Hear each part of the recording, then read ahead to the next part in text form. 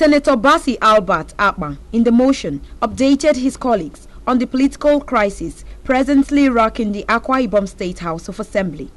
He alleged that there is an impeachment plot against the governor of the state, Udom Emmanuel, by some few lawmakers. Just yesterday, Mr. President, about the hour of 6 a.m.,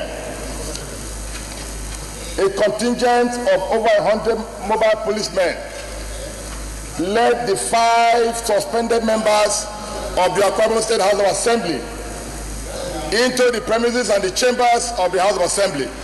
I can say it authoritatively that the recently posted Commissioner of Police to Akwa Ibom led this operation.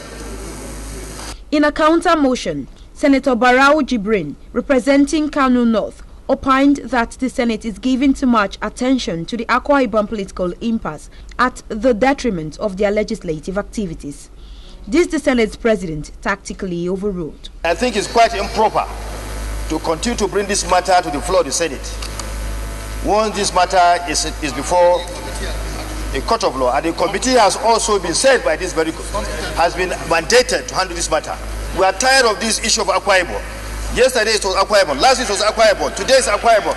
And Mr. President, in continuation of the motion, Senator Akpan called for the removal of the Commissioner of Police in Akwa Ibom State, whom he said is the alleged mastermind to the impeachment plots.